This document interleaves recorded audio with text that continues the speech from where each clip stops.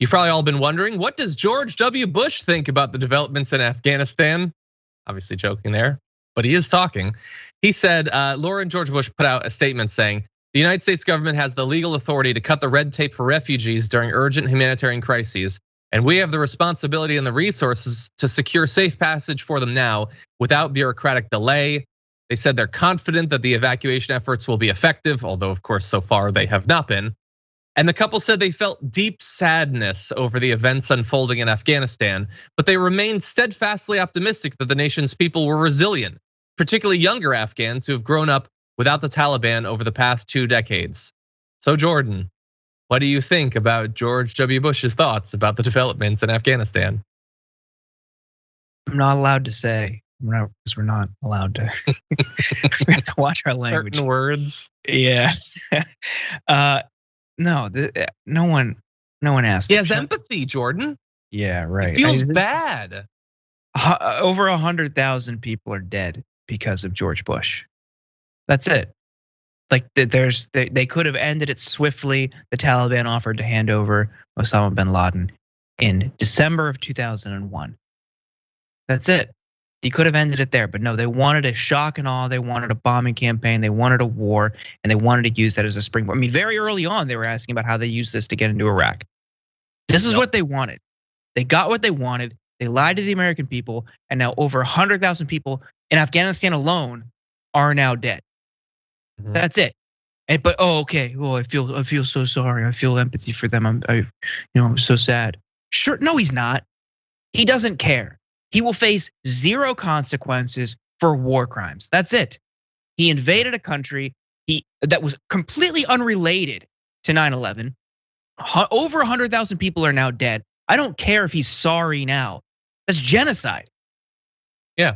Well, and he's only sorry in like that he feels sadness. There has first of all, him saying that he was wrong, acknowledging it wouldn't mean anything, wouldn't bring back any lives. But he's not even doing that. None of them are. You were pointing out earlier in the show, all of those who pushed for the war, who are still working in media, giving their thoughts, their perspective, what do they want to happen? Yeah, as you point out, 100,000 lives, so many people have died in multiple countries as a result of this. And of course, trillions and trillions of dollars have been spent. And as I continually try to reiterate, we were sold reasons for these things to happen back in the day, but people need to become a little bit more savvy about who is going to win regardless of whether their plan works or not. Like whether Afghanistan becomes a successful democracy or whether Iraq falls in 2 weeks with no loss of life or whatever, whether that happened or not, the defense contractors were gonna get paid, and they did get paid. It doesn't matter to them if 100,000 people died, 1 million people died, 5 million people died. They were gonna get those contracts for literally decades. None of that money, we're not getting it back or anything like that. None of those CEOs ended up in jail. None of the military advisors did. The plan never worked, except in the areas where it did, which is delivering for the people who are ultimately designed to benefit from it. So George W. Bush, go paint a dog. Like the fact that there will never be any justice for him is so devastating.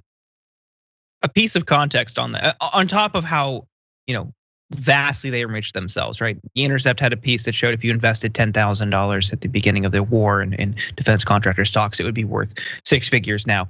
But beyond that, just to show how committed they are to increasing profits, to making money, and how little they care about the ending the war itself or mission or achieving their mission. When the withdrawal was announced, one of the ramifications was, now you have all these contracts with defense contractors and defense manufacturers, weapons manufacturers that are going to be ended prematurely. Now you're going to enter in a litigation with them because they want all their money. They don't care about achieving the mission. They care about making money. So even when you end, you reach some sort of compromise, you reach some sort of deal to withdraw and end conflict, they're coming for their money whether you like it or not. That's who they are. 100%. No justice for literally anyone who got us into this. Didn't even lose re-election.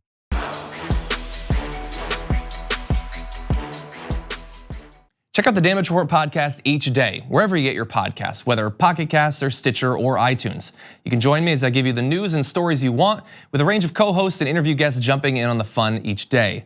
Again, that's the Damage Report, wherever you get your podcasts. And if you get them at iTunes, don't forget to rate and review. Sometimes I'll read them live on the show.